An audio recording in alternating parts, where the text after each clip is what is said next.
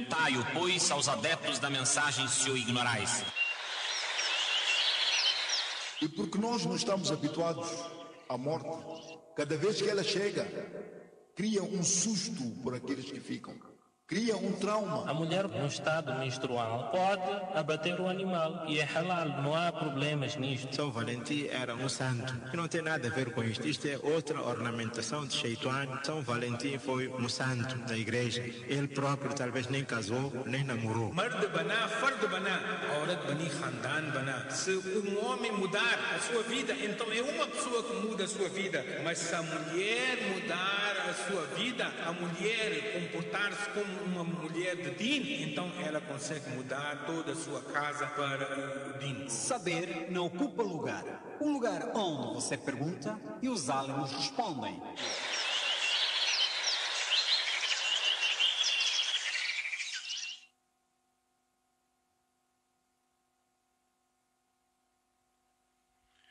Estimados ouvintes, Assalamu alaikum wa rahmatullahi wa barakatuh. Sejam bem-vindos a esta edição O Saber Não Ocupa Lugar, espaço este inteiramente interativo e que visa esclarecer um processo de ensino e aprendizagem acerca do Islã.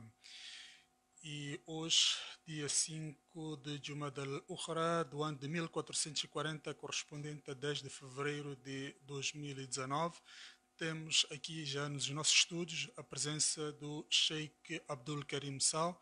É com ele que ao longo de aproximadamente 120 minutos iremos, portanto, criar este interativo consigo, estimado ouvinte, onde poderá colocar as suas questões, as suas dúvidas e as suas preocupações. Este programa vai ao ar aqui na Rádio A Voz do Islã, na frequência modelada de 96.3 MHz em FM, todos os domingos a partir das 10 horas e também poderá acompanhar em direto na página do Facebook Naim Ghulam Babalush. Naim com 2 Es, Naim Ghulam Babalush, e também poderá acompanhar em www.radioislam.org.mz. E como dissemos, já temos aqui no nosso estúdio o nosso convidado, Sheikh Abdul Karim Sal, que irá fazer o quebra-gelo através de uma breve apresentação daquilo que é o valor e a importância da leitura do Sagrado Al-Qur'an na vida de um crente, na vida de um muçulmano. Portanto, irá abordar acerca do valor e a importância da leitura do Sagrado Al-Qur'an. Para já, vamos ficar com esta nota introdutória do Sheikh Abdul Karim e depois disso iremos abrir as nossas plataformas para que o ouvinte desse lado possa interagir diretamente com o Sheikh Abdul Karim Sal. Para já, vamos ficar com o Sheikh. Sheikh, assalamu alaikum wa rahmatullahi wa barakatuh, e seja bem-vindo mais uma vez a esta rádio A Voz do Islã, neste interativo com os nossos ouvintes. Wa alaikum assalam wa rahmatullahi wa barakatuh.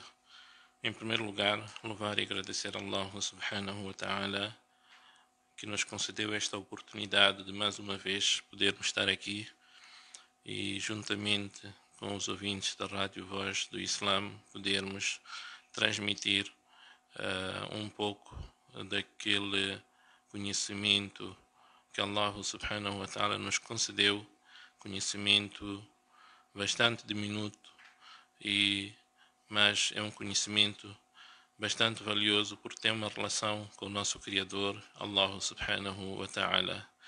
Propusemos-nos hoje a falar acerca do valor e da importância do Sagrado Al-Qur'an, da sua recitação na vida do crente, porque na verdade, sem a leitura do Al-Qur'an, sem o aprendizado do Sagrado Al-Qur'an, sem a compreensão deste Sagrado Al-Qur'an, então a vida do crente, do muçulmano, não pode ser completa. Este Qur'an que se encontra em nossas mãos, que a grande maioria de nós tem em suas próprias casas, tem acesso a ele nas mesquitas, nas escolas, nas madraças. São as palavras que Allah subhanahu wa ta'ala dirigiu-se através delas ao nosso querido profeta Muhammad sallallahu alaihi wasallam. Dirigiu-se para o profeta sallallahu alaihi wasallam através do anjo Jibrail, o anjo Gabriel, que fielmente transmitiu-nas para o nosso querido profeta Muhammad sallallahu alaihi wasallam, que por sua vez também transmitiu para as pessoas, para a humanidade. Este sagrado Alcorão é a corda através da qual os crentes, as criaturas, se apegam a elas e se encontram com Allah subhanahu wa ta'ala. Este Alcorão é ele que guia para o caminho da retidão.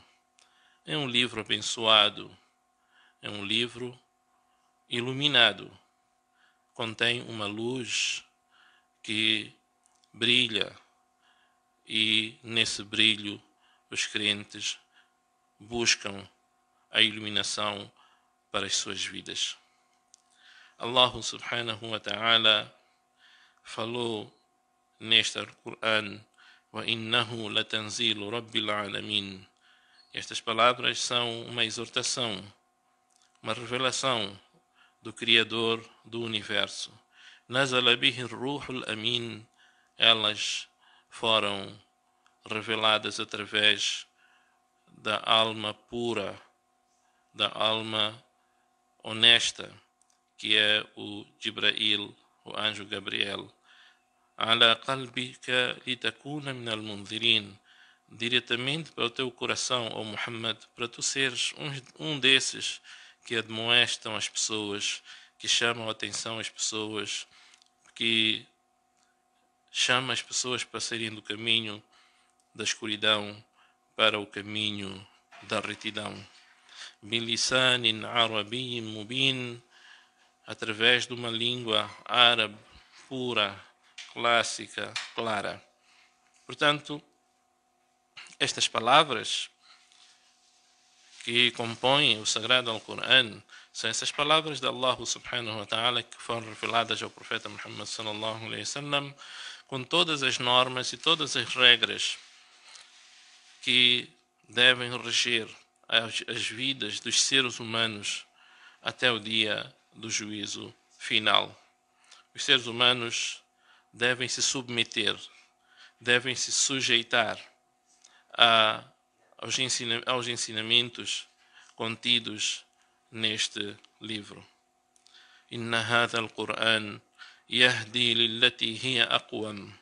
Na verdade, este Alcorão guia a humanidade para aquilo que é mais correto. Wa yubashshiru al-mu'minina bi anna lahum min Allahi fadlan kabira. E dá boa nova aos crentes de que eles terão da parte do seu Senhor uma grande recompensa. Portanto, este livro, que é o Sagrado Alcorão, é o livro, como dissemos, que deve reger o comportamento, deve reger a forma de ser e de estar de qualquer um de nós, qualquer uma das criaturas de Allah subhanahu wa ta'ala. Quem se apegar a este Alcorão poderá ter a certeza de que estará a trilhar o caminho certo. E aquela pessoa que se desviar deste Alcorão, então ela não tem garantia absolutamente nenhuma de estar, portanto, a trilhar o caminho correto. Allahu nazzala ahsan al-hadith كتابا متشابها مثاني تقشعر منه جلود الذين يخشون ربهم. Allah subhanahu wa ta'ala é Ele quem revelou as mais belas palavras, estas palavras que estão contidas no Sagrado Alcorão. Palavras estas que várias vezes se repetem e a pessoa, ao lê-las, os corações daquelas pessoas que temem Allah, daquelas pessoas que têm crença em Allah, os seus corações ficam amolecem ao ouvirem essas palavras, ao recitarem essas palavras. A sua pele também fica, portanto, transformada não é? Fica transformada ao ouvir essas palavras de Allah subhanahu wa ta'ala. E depois Allah diz: ذَلِكَ هُدَى اللَّهِ يَهْدِي مَنْ يَشَاءُ. Essa é a orientação de Allah. Ele orienta através dessas palavras, desse Alcorão, a quem Ele quer. وَمَنْ يُضْلِلِ اللَّهُ فَمَا لَهُ مِنْ هَادٍ. E aquela pessoa que se perder, aquela pessoa a quem Allah não lhe guiar para esse caminho, então ninguém mais a poderá guiar. Allah também faz referência ainda à importância deste sagrado Alcorão, dizendo: وَلَقَدْ جِئْنَاهُمْ بِكِتَابٍ فَصَّلْنَاهُ عَلَى عِلْمٍ هُدًى وَرَحْمَةً لِقَوْمٍ يُؤْمِنُونَ. Na verdade, nós fizemos chegar até eles um livro, cujo livro nós fizemos a sua explanação, على هُدًى على علم, portanto, a sua explanação, a explanação do conhecimento contido nele, هُدًى, como forma de orientar, وَرَحْمَةً, e como uma misericórdia, لِقَوْمٍ يُؤْمِنُونَ, para aquele povo, para aquelas pessoas que de facto têm crença no Senhor, no Criador, Allah subhanahu wa ta'ala. Por outro lado, ainda mostrando a importância do Sagrado Alcorão, Allah subhanahu wa ta'ala, no início do Surat An-Naml, diz: Tasin, tilka ayatul Qur'ani wa kitabim mubin.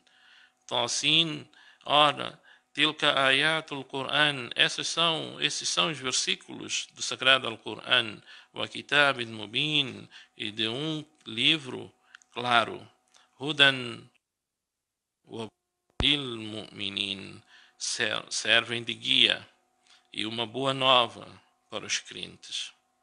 Por outro lado, Allah também nos ensina, dizendo, mostrando ainda a importância que este Alcorão tem: Ya ayyuhan nas, ó gente, ó humanidade, qad ja'akum burhanun min rabbikum, veio até vós uma prova clara do vosso Senhor.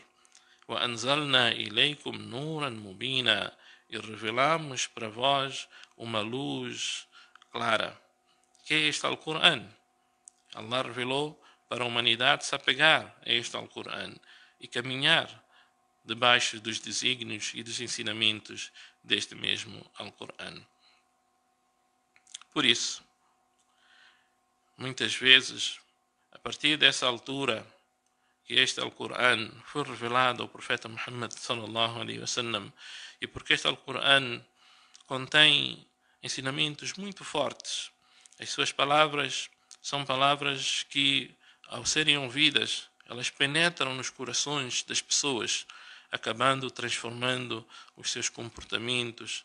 E muitas vezes a gente, quando escuta o Sagrado Alcorão, mesmo sem estarmos a perceber o seu conteúdo, de repente vemos os nossos olhos a lacrimejarem só de ouvirem essas palavras.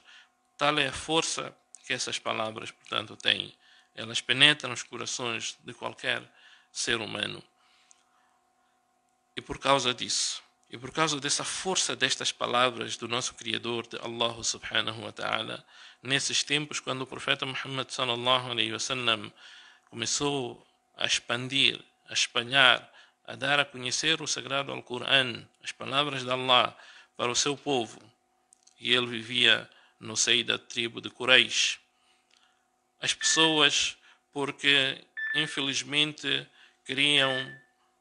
não queriam ouvir, porque sabiam que ouvindo essas palavras elas transformar-se-iam, teriam que abandonar todas as práticas, crenças em que elas estavam envolvidas. Então, o que acontecia é que elas se recomendavam umas às outras para, portanto, cobrirem ou taparem os seus ouvidos para não ouvirem as palavras do Sagrado Alcorão. وقال الذين كفروا لا تسمعوا لهذا القرآن والغوا فيه لعلكم تغلبون. E os crentes diziam uns para os outros: لا تسمعوا لهذا القرآن, não escutem este Alcorão, não escutem estas palavras, mesmo tendo conhecimento de que eram palavras divinas, mas porque eles estavam submersos em actos muito maus, em comportamentos totalmente desviantes, e que eles queriam, por teimosia, manter-se naqueles comportamentos, adorando ídolos, adorando espíritos dos antepassados, adorando santos e coisas dessa natureza. Eles queriam se manter naquela ignorância total. Então, aconselhavam uns aos outros para não escutarem o sagrado Alcorão. Hoje também acontece. Pessoas fazem de tudo para afastarem a outras deste Alcorão, para as pessoas não lerem o Alcorão. Quantas vezes as pessoas, por exemplo, afastam umas às outras, no lugar de porem o sagrado Alcorão a ser recitado, no lugar de recitarem o Alcorão, acabam pondo música, por exemplo, no lugar do Corão. Quantas vezes as pessoas estão a ensinar a explanação do sagrado Alcorão, outros vêm e dizem que não, é melhor não ensinarmos esta explanação do Alcorão. Quer dizer, tentam vedar o conhecimento do Alcorão para as outras pessoas, igual àquilo que acontecia no tempo do profeta Muhammad sallallahu alaihi wasallam, em que os descrentes também tudo faziam. وقال الذين كفروا لا تسمعوا لهذا القرآن. Não escutem esse Alcorão. والغوا فيه. Mais do que isso, façam barulho, cantem, toquem batuques, toquem esse tipo de coisas, para que não, portanto, essas palavras não sejam audíveis para vocês, para que este Alcorão que o profeta Muhammad sallallahu alaihi wasallam está a ler para vocês, vocês não escutem. Portanto, esta era a situação desse povo nessa época. E como disse, infelizmente, hoje também continua a mesma situação, em que as pessoas simplesmente abandonaram a leitura do Alcorão, abandonaram o aprendizado do sagrado Alcorão, abandonaram, portanto, a transmissão do Alcorão para as outras pessoas. Entretanto, é importante nós percebermos que estas são palavras de Allah, são palavras de Allah reveladas ao seu profeta Muhammad sallallahu alaihi wasallam, e por isso Allah, para mostrar a sua importância, Allah diz no Surat Qaf, no capítulo que Allah chama de Qaf, Qaf wal Qur'an al-Majid. Allah inicia este capítulo recitando Qaf wal Qur'an al-Majid, pelo Alcorão sagrado. No outro capítulo, Surat Yasin, capítulo Yasin, Allah diz Yasin wal Qur'an al-Hakim. Eu juro pelo Alcorão al-Hakim. Portanto, Allah, em vários momentos do sagrado Alcorão, jura por este mesmo Corão. E se Allah jura pelo Corão, de certo, é porque este Corão tem um grande valor, tem um grande estatuto perante Allah subhanahu wa ta'ala. O profeta Muhammad sallallahu alaihi wasallam, quando vivia entre o seu povo era um povo desconhecido, vivia na ignorância total, vivia, portanto, numa situação de decadência moral, social, em todos os aspectos. Quando Allah revelou o sagrado Alcorão, e depois de muito esforço que o profeta sallallahu alaihi wasallam fez para que o Alcorão fizesse parte da vida daquele povo, daqueles árabes e de não árabes que viviam, portanto, em Meca, começou-se a notar uma transformação enorme naquele povo. 23 anos depois, encontramos grandes homens como Rabi'i ibn Amir, radiallahu anhu, um dos companheiros do profeta Muhammad sallallahu alaihi wasallam, que abraçou o Islã e aprendeu do profeta sallallahu alaihi wasallam o sagrado Alcorão. Ele foi enviado para a Pérsia e encontrou-se com Rostam. E Rostam era o comandante das forças da Pérsia naquela altura, uma grande potência. E ele dirigiu-se para este Rostam, que era um grande comandante do exército persa, diz assim: Inna Allah abta'athana linukhrij al-ibada min ibadati al-ibad ila ibadati rabbil ibad. Allah subhanahu wa ta'ala enviou-nos para tirarmos as pessoas, os servos, as criaturas de Allah, da adoração das criaturas para a adoração do Senhor, do Criador das criaturas. Islam, e para tirar as pessoas também da injustiça que elas vivem nos seus sistemas para a justiça que o Islã impõe. E também viemos mostrar às pessoas e tirar as pessoas do aperto mundano em que elas vivem para o dunya, portanto para a grande expansão do dunya e da vida do além. E não só, Allah subhanahu wa ta'ala também mostra-nos que este sagrado Al-Qur'an é um livro abençoado. E por isso, ele diz: Inna anzalnahu fi laylatin mubarakah. Nós revelamos este Al-Qur'an numa noite abençoada. Uma noite abençoada foi a noite, portanto, do Laylatul Qadr. Este Al-Qur'an, meus irmãos, minhas irmãs, caros ouvintes, é o livro que qualquer um de nós que se apegar a ele, então está a criar uma relação muito próxima com Allah subhanahu wa ta'ala. Daí que o profeta Muhammad sallallahu alaihi wasallam diz: Inna lillahi ahlin minan nas. Allah subhanahu wa ta'ala tem relativos entre as suas criaturas, entre os seres humanos. Qil, ya Rasulallah, wa man hum? As pessoas perguntaram: ó mensageiro de Allah, então quem são essas pessoas relativas de Allah?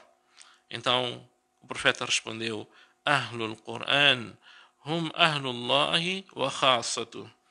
Diz: as pessoas próximas do Al-Qur'an, aquelas que leem o sagrado Al-Qur'an, aquelas que têm amor, que nutrem amor pelo Al-Qur'an, as pessoas que aprendem o Al-Qur'an, essas pessoas, hum ahlullahi wa khassatuh, essas pessoas são relativas de Allah e são pessoas especiais perante Allah subhanahu wa ta'ala. Por outro lado, Amir Muhammad ibn Ismail al-San'ani, rahimahullah ta'ala, ele diz: Ahlul Qur'an hum ahlullah. Os que se detêm no aprendizado e na leitura do sagrado Al-Qur'an, essas são pessoas de Allah. Quer dizer, são pessoas a quem Allah subhanahu wa ta'ala nutre por elas muita simpatia e por quem Allah subhanahu wa ta'ala deixa, ou sobre quem Allah subhanahu wa ta'ala deixa cair, portanto, as suas bênçãos. Na verdade, quem são essas pessoas? Ahlul Qur'an, as pessoas do Al-Qur'an. As pessoas do Al-Qur'an são aquelas pessoas que leem o Al-Qur'an, se preocupam em aprender o seu conteúdo, se preocupam em exortar as pessoas para a leitura do Al-Qur'an, se preocupam em exortar as pessoas para, portanto, a leitura deste mesmo Al-Qur'an. Por outro lado, Ali ibn Abi Talib radiyallahu anhu conta que ouviu o profeta Muhammad sallallahu alaihi wasallam dizer: Innaha satakunu fitnatun, exortando as pessoas e chamando a atenção às pessoas, a todos nós. Innaha satakunu fitnatun, que olha, acontecerão vários testes para quem ficar. Então, faqultu mal makhraj minha ya Rasulallah. Então, Ali ibn Abi Talib pergunta ao profeta Muhammad sallallahu alaihi wasallam: então, qual é a saída nesse momento que acontecerem esses testes, nesse momento que acontecerem situações difíceis, que acontecerem problemas, fitna, seduções? Qual é a saída para nós? Então o profeta Muhammad sallallahu alaihi wasallam respondeu para ele: olha, a única saída que vocês terão, ele diz: Kitabullah, Kitabullah. Apeguem-se ao livro de Allah. Essa será a vossa única salvação. E depois explicou فيه نبأ ما قبلكم. Neste Alcorão vocês vão encontrar histórias dos povos que vos antecederam, que também passaram por situações difíceis, mas Allah ensina-nos e mostra-nos nesse Alcorão que nas histórias dos profetas e dos povos que nos antecederam, eles conseguiram se salvar, muitos deles se salvaram através dos ensinamentos contidos nesses livros sagrados. وَخَبَرُ مَا بَعْدَكُمْ. E neste Alcorão também existem notícias de acontecimentos que virão depois de vós.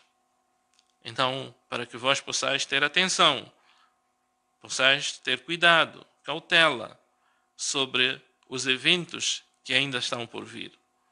وَحُكْمُ مَا بَيْنَكُمْ. E dentro deste sagrado Alcorão também existe o juízo que deve reger a vós quando houver alguma diferença de opiniões, alguma diferença de opiniões, houver divergências em algum assunto, então o Alcorão deve ser esse livro que vai ser usado como hukm, portanto, ou como o juiz, ou o árbitro, através do qual nós vamos sair dessa divergência. هو الفصل ليس بالهزل. Este Alcorão, هو الفصل, é ele, portanto, que determina o caminho, determina a linha da verdade, daquela linha da falsidade. E por isso não é nenhuma brincadeira, é algo extremamente sério. Man tarakahu min jabbarin qasamahu Allah. Aquela pessoa que por arrogância afastar-se deste Alcorão, afastar-se dos ensinamentos do sagrado Alcorão, pela sua arrogância e seu orgulho, então fique sabendo que Allah subhanahu wa ta'ala tomará conta dessa pessoa. وَمَنْ ابْتَغَى الْهَدْيَ فِي غَيْرِهِ أَضَلَّهُ اللَّهُ. E a pessoa que procurar a boa orientação, a pessoa que procurar a orientação divina fora do sagrado Alcorão, então Allah subhanahu wa ta'ala o faz cair no caminho da perdição. Huwa hablullahi al-matin. Este Alcorão é essa corda de Allah subhanahu wa ta'ala, essa corda, portanto, muito segura que Allah subhanahu wa ta'ala estabelece entre si e entre os seus servos. Wa huwa adh-dhikru al-hakim. E no sagrado Alcorão que nós encontramos essa recordação de Allah subhanahu wa ta'ala. Wa huwa as-siratu al-mustaqim. E este Alcorão é o caminho da retidão.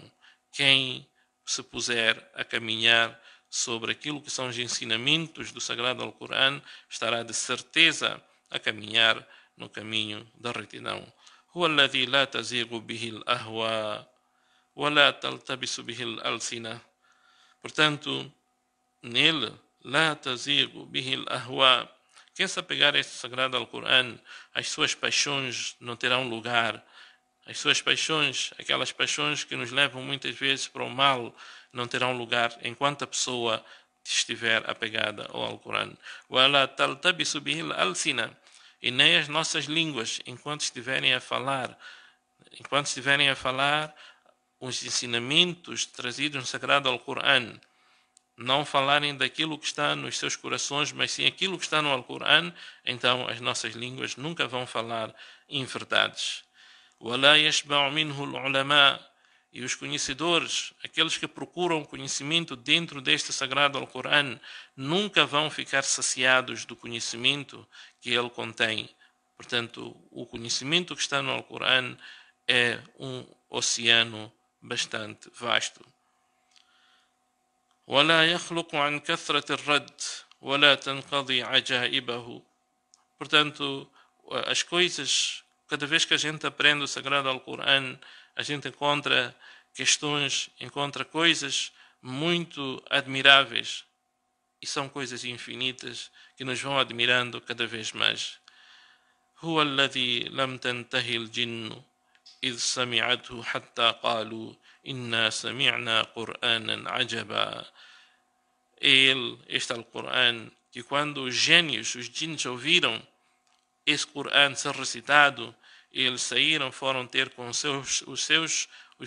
o seu povo e disseram: Inna sami'na Qur'anan ajaba, nós ouvimos uma leitura admirável, Yahdi ila rushd, que chama e convoca as pessoas para o bem, para o caminho da retidão. Man qala bihi sadaq, a pessoa que falar o Alcorão, falar as palavras do Alcorão, de certo estará a falar a verdade. وَمَنْ عَمِلَ بِهِ أُجِرْ, e quem praticar os ensinamentos contidos no Sagrado Alcorão será bem recompensado. وَمَنْ حَكَمَ بِهِ عَدَلْ, e a pessoa que fizer justiça através dos ensinamentos do Corão está certa de que ela está a fazer justiça correta. وَمَنْ دَعَ إِلَيْهِ هُدِيَ إِلَى صِرَاطٍ مُسْتَقِيمٍ, e quem chamar para este Alcorão, essa pessoa será guiada para o caminho da salvação.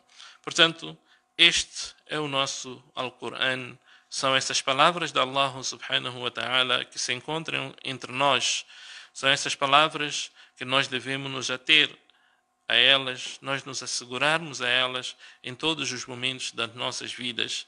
O Alcorão é este código de vida que Allah subhanahu wa ta'ala enviou para a humanidade através do profeta Muhammad sallallahu alaihi wasallam. No momento em que nós vamos nos casar, olhamos para o Corão.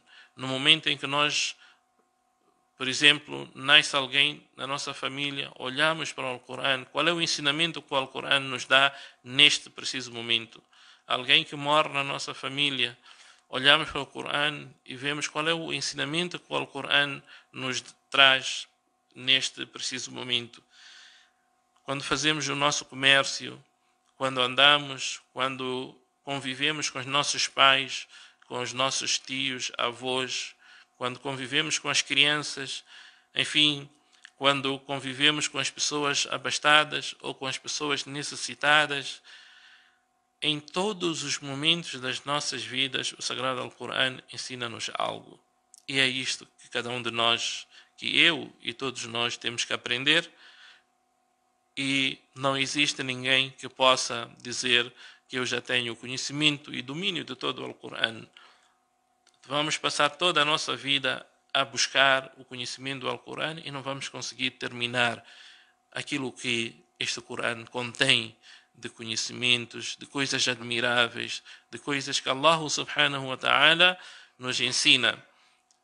Portanto, caros ouvintes, irmãos e irmãs, com estas palavras espero ter transmitido um pouco daquilo que Allah me concedeu como forma de exortar a mim e a todos para nós nos apegarmos ao Alcorão, lermos este Corão e buscarmos o conhecimento, o conteúdo que este Alcorão tem e pormos em prática em nossas vidas. Wa akhiru da'wana anil hamdulillahi rabbil alamin.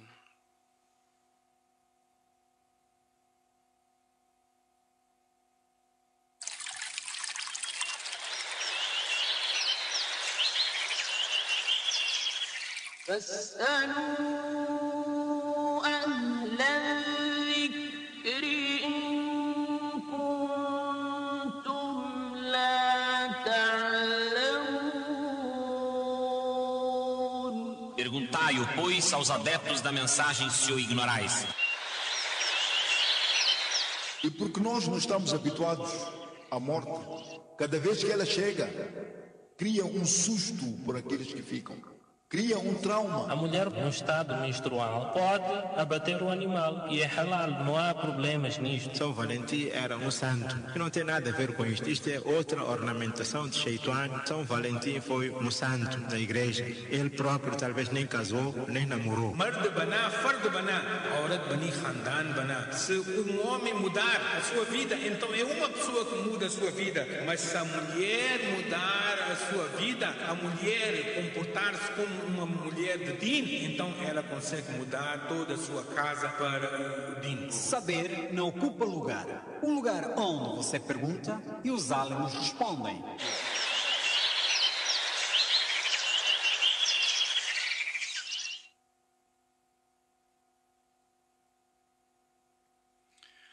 Estimados ouvintes, mais uma vez, Assalamu alaikum wa rahmatullahi wa barakatuh. Este é o momento mais esperado. Os ouvintes, a partir deste momento, já podem enviar SMS ou fazer uma ligação de chamada através de 8262730020. 82 62 73 020, e para quem está fora de Moçambique deverá, portanto, discar o indicativo 00258 00258 8262 73020.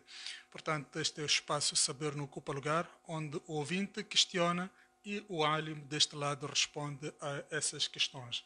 Dizer ainda que estamos na página do Facebook, na página Naim Ghulam Babalouche, Naim Ghulam Babalouche, e também do www.radioislam.org.mz. E temos aqui a presença do Sheikh Abdul Karim Sal. Portanto, o ouvinte já pode enviar questões, pode ligar para nós e colocar as suas dúvidas, as suas perguntas e as suas inquietações ao Sheikh Abdul Karim Sal. Sheikh, já tenho aqui a indicação já de algumas mensagens que nos foram chegando na nossa caixa de recepção. Tenho aqui o nosso ouvinte Amice da Matola. O nosso ouvinte Amice da Matola quer saber no salat se deve-se fechar os olhos durante o salat, porque ele disse que ouviu dizer que quem fecha os olhos são aqueles que, quando rezam, acendem a vela. E sendo assim, no salat não se deve fechar os olhos. Bismillah, alhamdulillah, wassalatu wassalamu ala rasulillahi, amma ba'du. O salat é um ritual que o profeta Muhammad sallallahu alaihi wasallam estabeleceu para nós e ensinou-nos e deu-nos um princípio muito claro.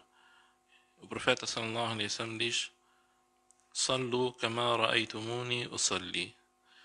Façam o salat do mesmo modo que vós me vês a fazer o salat. Portanto, nós temos que, em tudo quanto nós fazemos do salat, procurar o conhecimento de como é que o profeta sallallahu alaihi wasallam fazia o salat.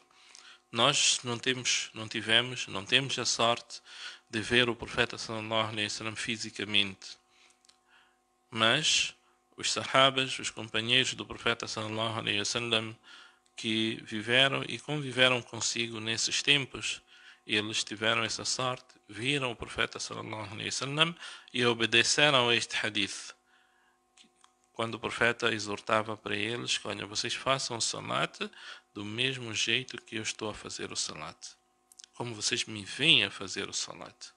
Então, e os sahabas descreveram a forma como o profeta sallallahu alaihi wasallam, portanto, fazia o seu salat. E estas descrições nós encontramos nos livros de hadith. E é por isso que é importante nós também nos dedicarmos ao conhecimento do hadith, que é o conhecimento das palavras e das ações e atributos do profeta Muhammad sallallahu alaihi wasallam. E nesses mesmos hadiths que falam sobre a forma de fazer o salat do nosso querido profeta Muhammad sallallahu alaihi wasallam, encontramos que o profeta não fechava os seus olhos. Portanto, e até ensinava exatamente o contrário, que quando nós estivéssemos a fazer o salat, devíamos, portanto, manter os nossos olhos abertos, olhando para mawdi' as-sujud, olhando para o local onde a gente faz a nossa sijda. Portanto, esse aqui é o local que o profeta sallallahu alaihi wasallam diz: olhar para o local onde a gente faz o sijda. Ora, olhar é contrário a tapar os olhos, não é? É contrário ao a não ver. Logo, portanto, se o profeta nos ensina a olharmos, então significa que não podemos tapar os olhos. Daí que é proibido nós fazermos algo que o profeta sallallahu alaihi wasallam não nos ensinou, aliás, algo que é exatamente contrário àquilo que o profeta sallallahu alaihi wasallam nos ensina. Portanto, fazer o salat em todos os momentos do nosso salat, nós temos que manter os nossos olhos abertos. Quando estamos na posição do qiyam, olhamos para o local do sijda, não podemos girar o nosso olhar para o céu, para frente, para os lados, não, temos que nos concentrar no local do sijda. Quando fazemos o ruku, mantemos, portanto, ou olhamos para os nossos pés, ou olhamos para o local do sijda.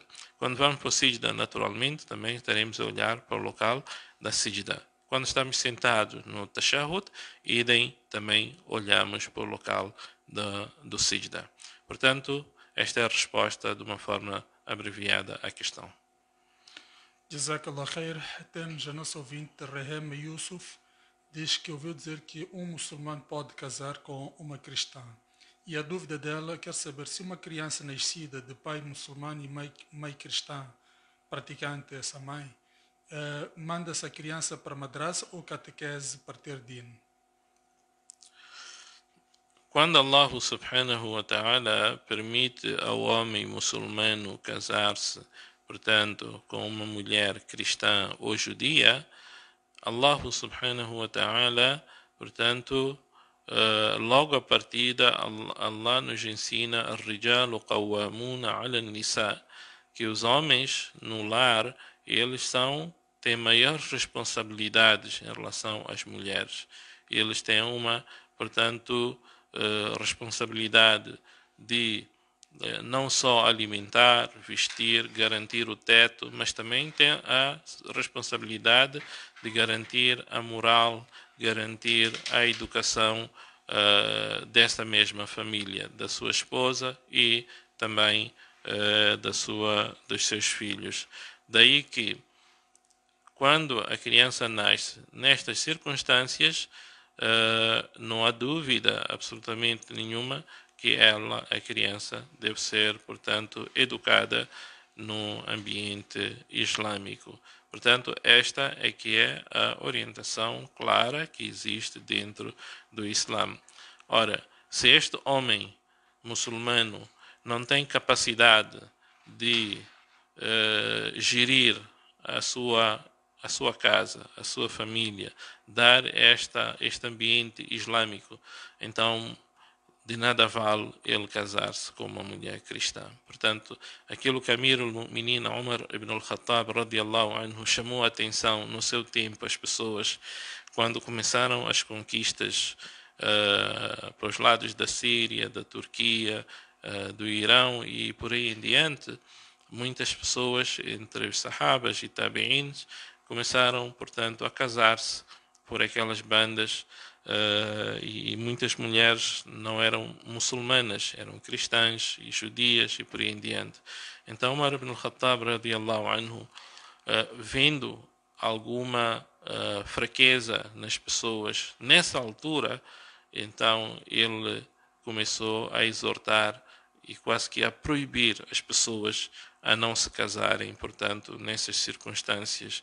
E até perguntava, bom, mas então, se vocês forem e casarem-se com essas mulheres cristãs, judias, se elas abraçarem o Islã, então quem vai casar com as vossas irmãs aqui? Quem vai casar com as muçulmanas? Eu espero que mantenha o seu raciocínio. Tem indicação de um ouvinte em linha. Assalamu alaikum, ouvinte em linha. Wa alaikum salam wa rahmatullahi wa barakatuh. Com quem falamos? De onde nos fala? Hussein Camilo, Mesquita de Sergipe. Sim, mas antes de colocar a sua questão, pode baixar o volume da rádio?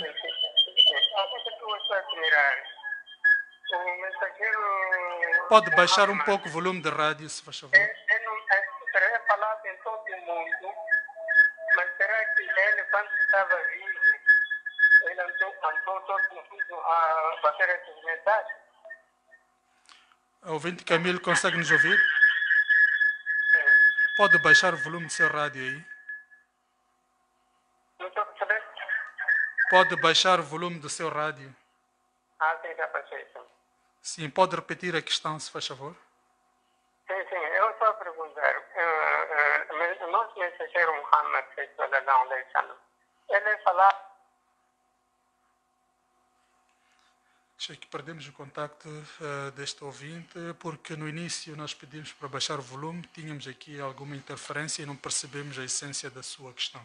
Mas pode continuar em relação ao casamento, portanto, de um muçulmano com uma cristã. Então, o que eu dizia era que no tempo... Tem aqui na insistência outra vez o nosso ouvinte. Vamos atender este ouvinte. Sim, assalamu alaikum.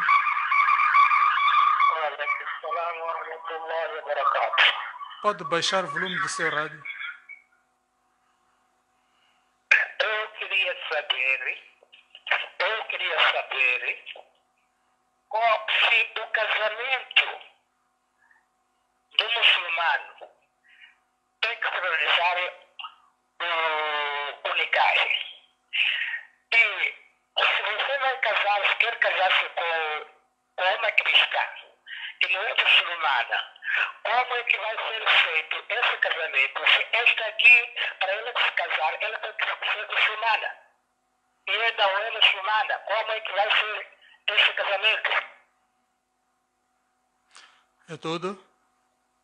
É tudo, sim. Jazakallah khaira pela sua participação. Achei que essa questão se enquadra, portanto, nesta questão anterior.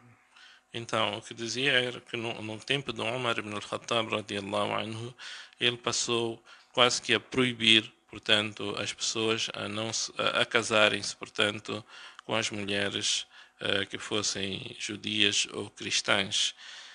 Entretanto, o casamento com uma mulher que é judia ou cristã é algo que está estabelecido no Alcorão. Não é algo que os álимos, enfim, por sua livre, espontânea vontade, acharam por bem que assim fosse. Não.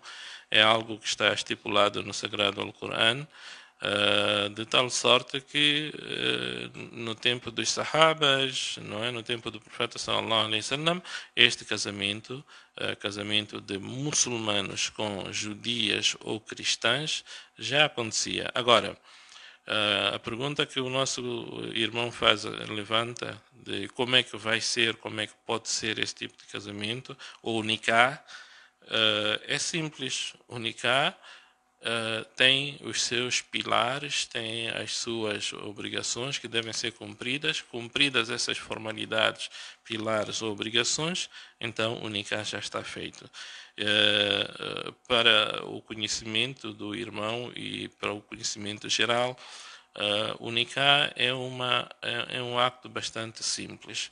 É quando o homem diz qabiltu nikahaha, por exemplo, diz, olha, eu aceito, não é? É a aceitação do homem, não é uma aceitação que deve ser expressa por palavras.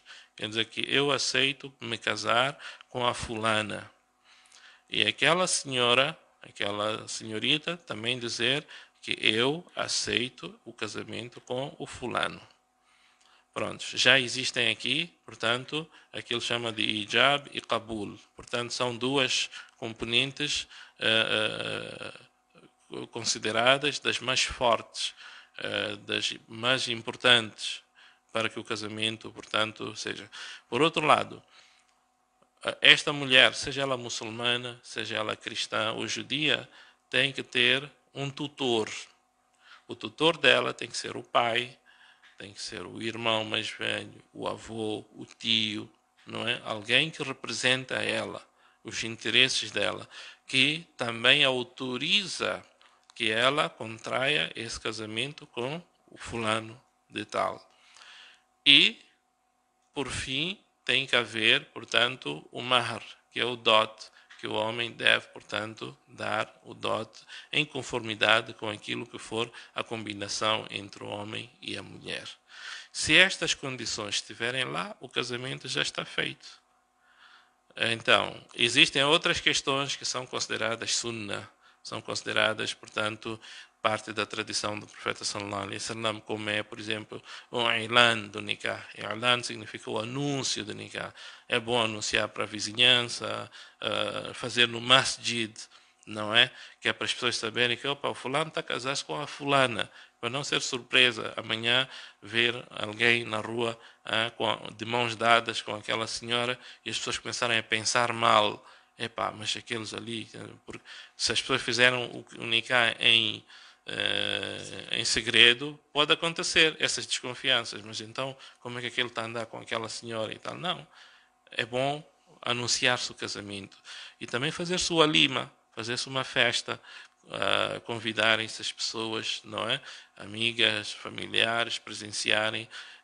Esta walima é muito importante porque é nessa walima que as pessoas também vão fazer doar a favor, né, desse casal recém-casado. Portanto, existem questões que são consideradas sunnat no casamento, não é? Por exemplo, a khutbah que a gente faz no coisa durante a celebração do casamento. Aquela é uma sunnat, não é? Portanto, se não se fizer a khutbah, não estraga nada. O casamento continua completo na mesma. Não estraga nada. Portanto, é importante as pessoas perceberem quais são os elementos essenciais para que o nikah tenha validade, não é? O nosso irmão, quando diz, bom, como é que vai-se fazer? Se esse homem é muçulmano, aquela mulher é cristã, como é que se vai fazer o nikah? Não, o nikah faz. Basta cumprir-se com estes elementos, o nikah já é válido. Agora, se me perguntar a mim pessoalmente, eu sou da opinião de Umar ibn al-Khattab, radiallahu ta'ala anhu, não é? Que nós temos que olhar para o ambiente em que nós vivemos. Nós temos, mashallah, milhares, se não milhões de irmãs muçulmanas estão à espera de casamento e nós estamos a sair e estamos a ir casar fora, não é? Fora do Islã, não é? E depois, contando também que dos conselhos que nos são dados no Islã para nós casarmos, não é? Uma das coisas, Imam Ahmad, rahimahullah ta'ala, no seu livro, ele escreveu que, atenção, que al-kuf é algo extremamente importante. Qual é o conceito de kuf? O conceito de kuf é as semelhanças entre o marido e a mulher, entre o noivo e a noiva, neste caso. Semelhanças. Semelhanças em que aspecto? Semelhanças por serem, por exemplo, da mesma tribo, por falarem a mesma língua, por terem os mesmos hábitos, os mesmos costumes, a mesma tradição, partilharem tudo isto. Isto ajuda a que o quê? A que a relação não sofra muitas turbulências. Muitas turbulências. Porque quando as pessoas são de tribos diferentes, são de línguas diferentes, são de culturas diferentes e tudo isso, no princípio, até essas pessoas se sincronizarem, sintonizarem, estando aqui no rádio, até elas se sintonizarem, é um capítulo extremamente diferente, extremamente difícil. Portanto, o casamento, quanto mais próximas as pessoas forem, não é? Conhecerem os hábitos uns dos outros, partilharem a mesma cultura, as mesmas tradições, a mesma língua, a mesma linguagem, serem pessoas de famílias próximas, melhor é. E neste caso de religiões, imagina, um muçulmano e uma cristã, hábitos totalmente diferentes. A chegar o mês de Ramadã, a chegar a essas alturas, a chegar quando os filhos nascerem. Vamos educar os nossos filhos como? Aquela pergunta que o irmão fez, manda para a madraça, manda para a catequese, é o quê? Como é que é?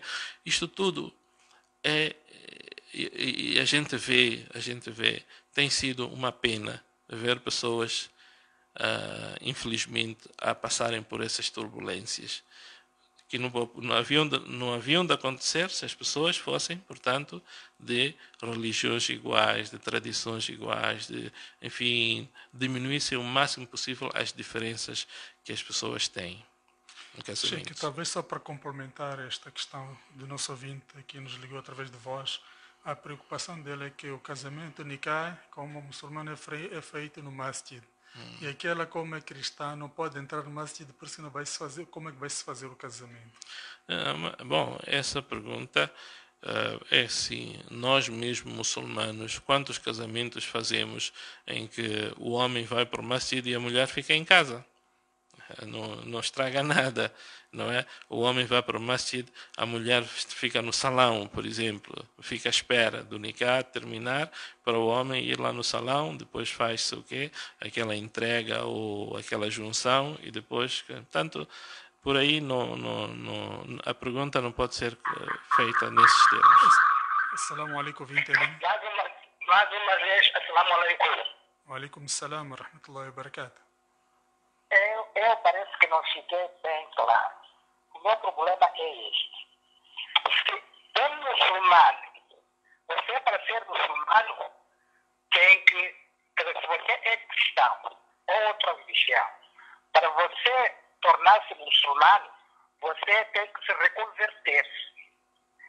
Então, esta muçulmana que não se converteu e não é muçulmana, o que eu quero saber se esse casamento de esta aqui que não é muçulmana, que não se converteu, se esse casamento será válido ou não. Por quê? Porque eu tenho uma neta minha que está casada com um não muçulmano, mas por causa de problemas que existem, de uma doença de uma filha dela, então este homem, ela diz que pode fazer tudo para salvar a filha dela.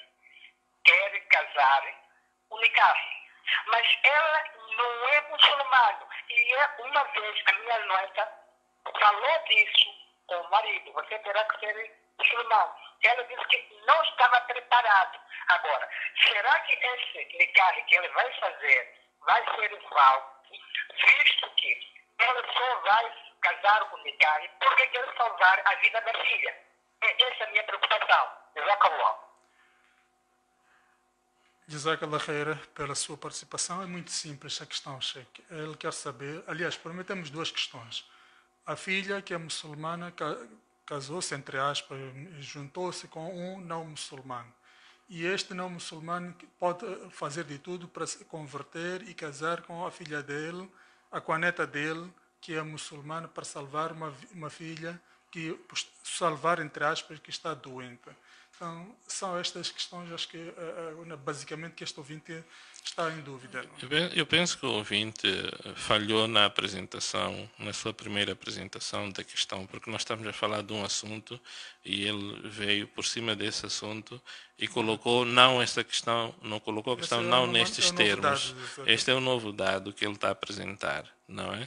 Então, ele podia ter colocado a questão nestes termos, que ele tem uma neta, como ele diz, que é muçulmana, que se juntou ou se casou com uma pessoa não muçulmana. Então, aqui o Islã proíbe terminantemente. É expressamente proibido uma muçulmana casar-se com uma pessoa não muçulmana. Seja esse homem judeu, cristão, seja aquilo que for, é expressamente proibido. Isso está claro. O contrário é que é permitido.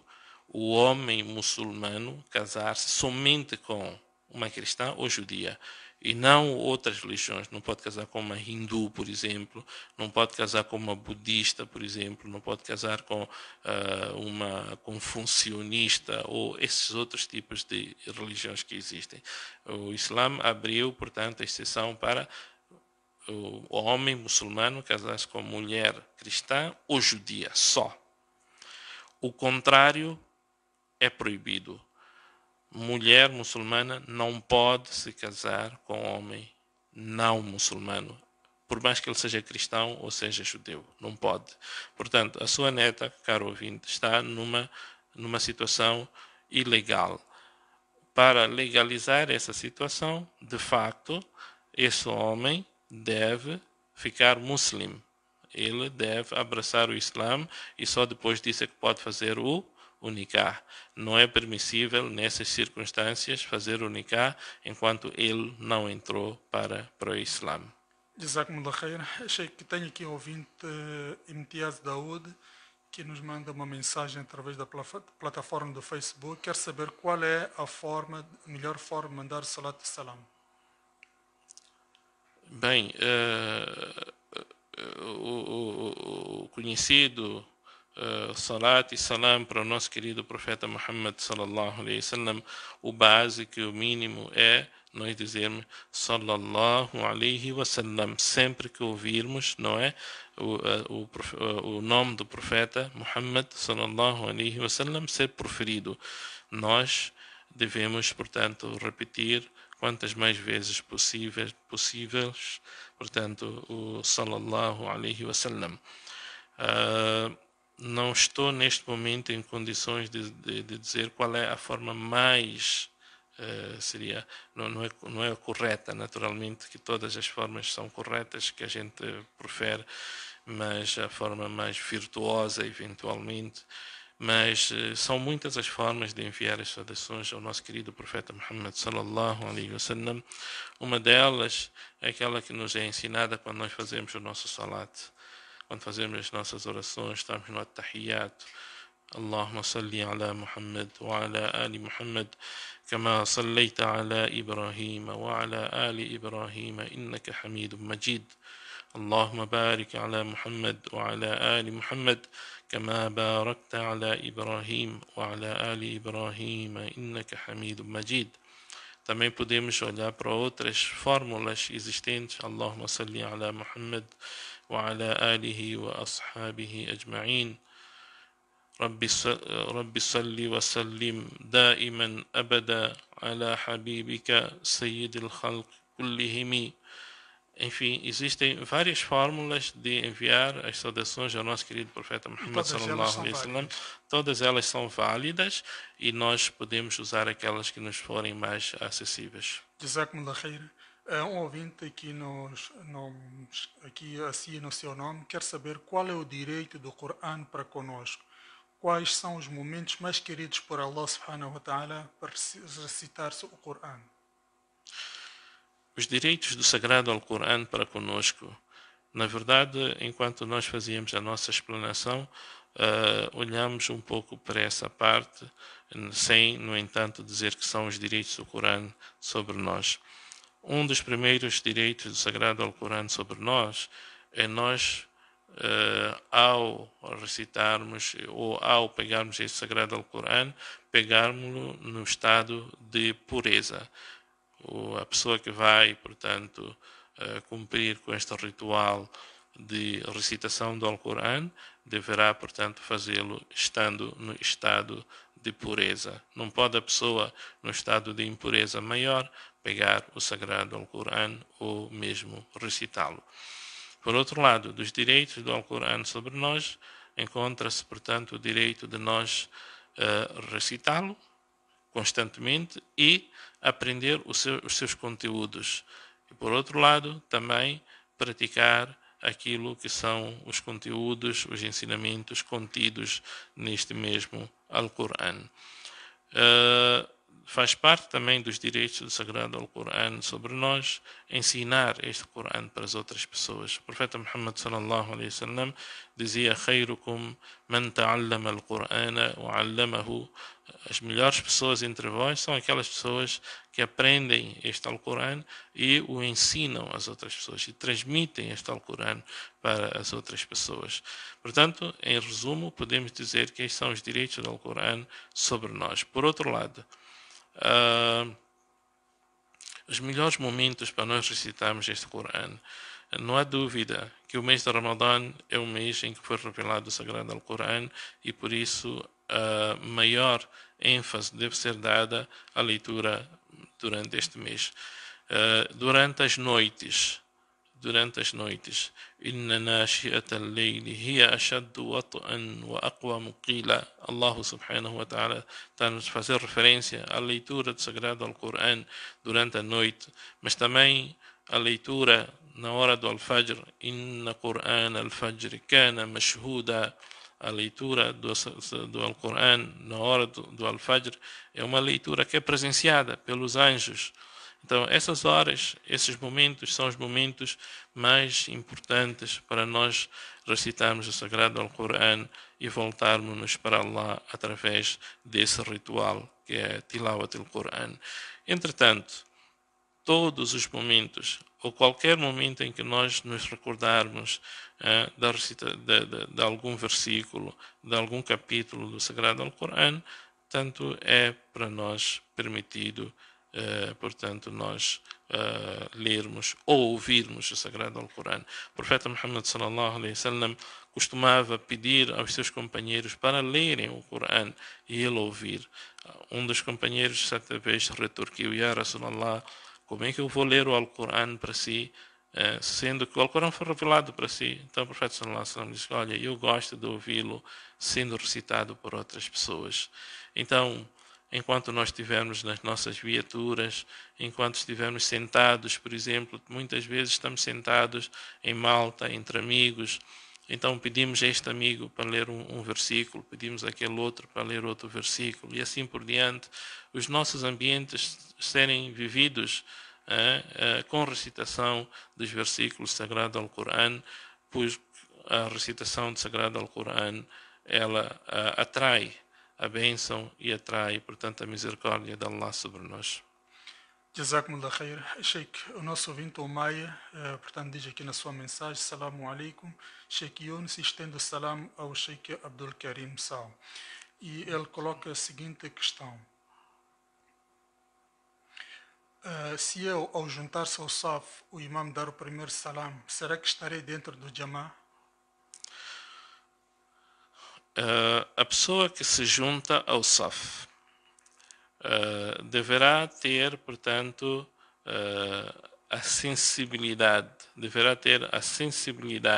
quando ela se junta ao Saf, ela terá apanhado o Jamaat, terá, portanto, estará ligado àquele Jamaat que está a terminar, se ela tiver feito o takbir, disser Allahu Akbar, antes do imam terminar a primeira palavra, As-Salam.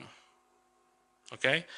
Ora, se o imam terminar o primeiro salam, dizer As-Salam, e ele ainda está a fazer o takbir, e o imam já está a terminar o primeiro salam, acabou, não apanhou aquele Jamaat. Então, este é um momento crucial, é um momento em que nós temos que ter muita atenção. Quando estamos atrasados para apanhar o Jamaat, quando a gente chega no Saf, a gente para, a gente levanta as mãos, Allahu Akbar, e o imam ainda não terminou o primeiro salam, Assalamu, porque basta ele terminar Assalamu alaikum, acabou. A gente já não apanhou aquele Jamaat. Mas se ele levantar as mãos e dizer Allahu Akbar, só tiver proferido, por mais que ainda não amarrou as mãos, mas ele já disse Allahu Akbar, o imam ainda não terminou As-Salamu primeiro, então ele apanhou aquele Jamaat. Portanto, este masala é por isso que é bastante sensível, não é? A pessoa tem que ter uma sensibilidade de perceber que quando é que ele apanhou o Jamaat, quando é que ele não apanhou o Jamaat. Na senda disso, que também temos o caso em que a pessoa chega enquanto o imam está no Rukun. Quando é que se considera que a pessoa alcançou aquele rak'ah? Quando o imam estiver a levantar-se do Rukun e ele está naquele exato momento também a ir para o Rukun. De facto, esta é outra questão que também é similar àquela. Nós, por exemplo, queremos apanhar o primeiro rakat, não é verdade? Assim, para no fim não termos que, enfim, completar mais um rakat. Então, a gente está atrasada, estamos a ouvir o imam, Allahu Akbar, está aí para o Rukun.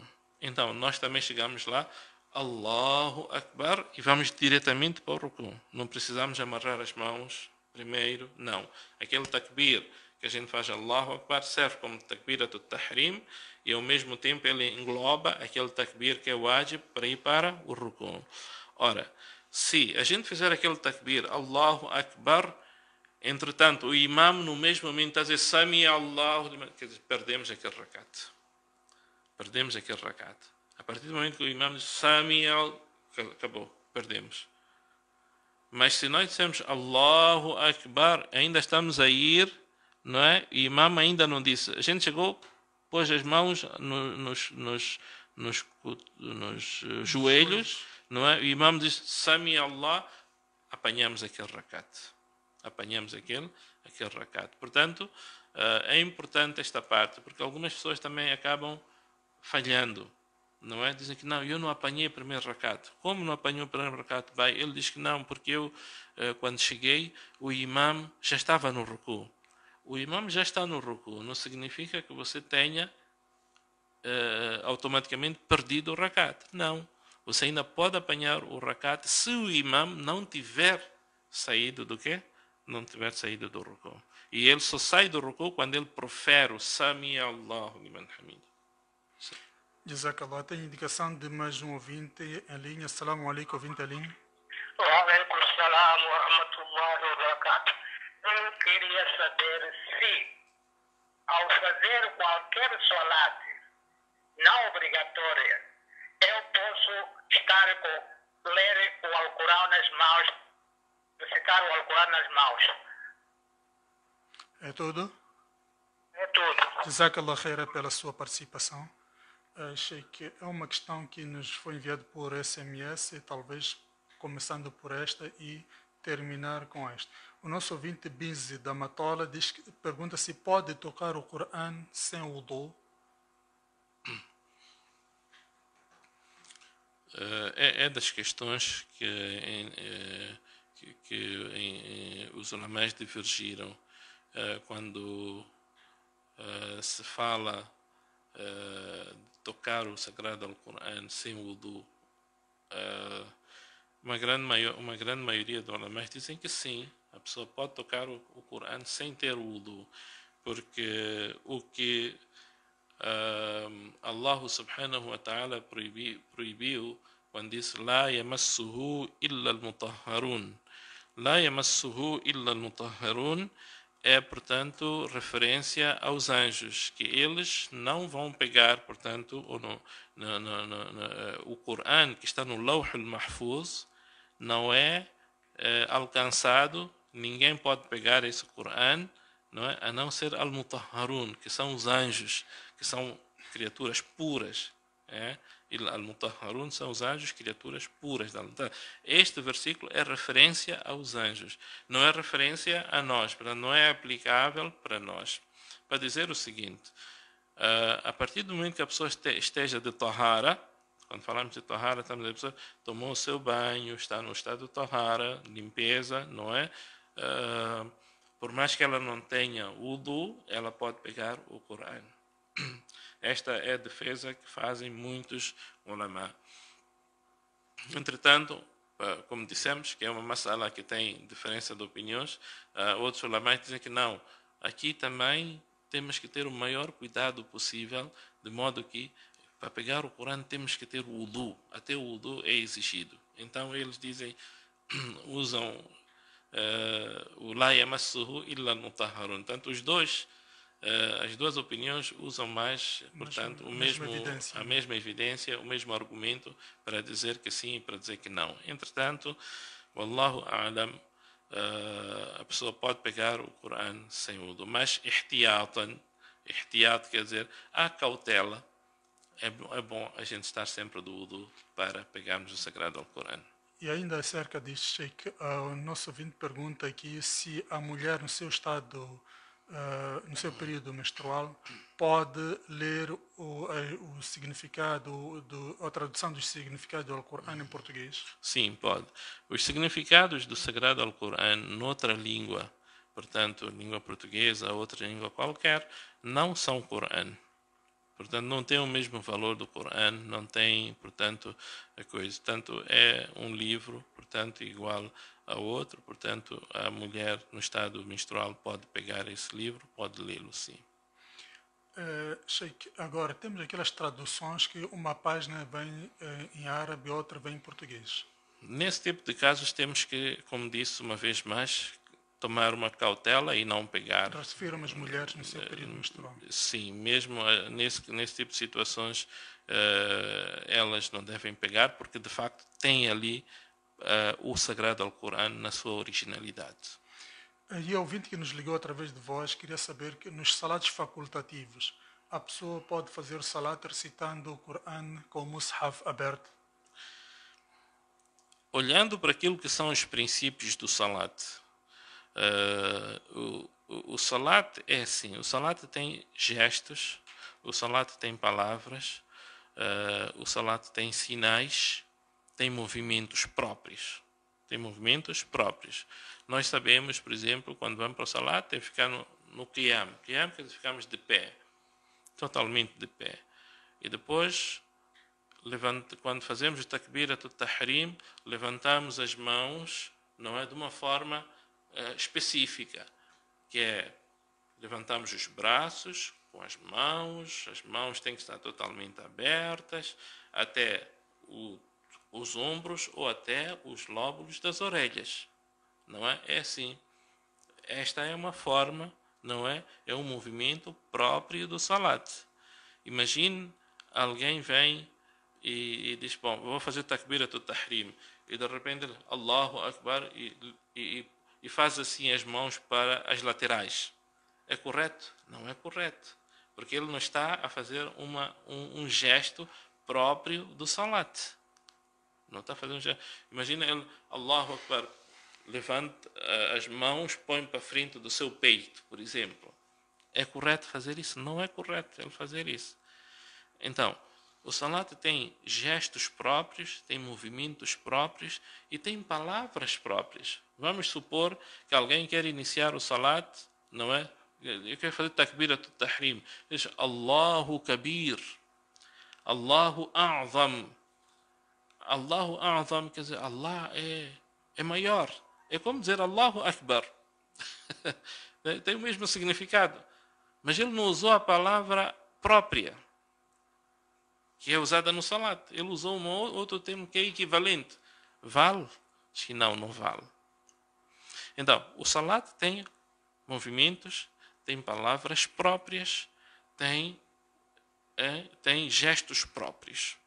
De tal sorte que nós, qualquer gesto que fizermos fora daquilo que não é gesto do salat, ou gesto em benefício do salat, então o nosso salat torna-se inválido. A partir deste ponto, vou tentar agora responder à questão. Vamos lá supor, para as pessoas perceberem melhor, vamos supor, por exemplo, gestos que não são do salat, mas que são em benefício do salat.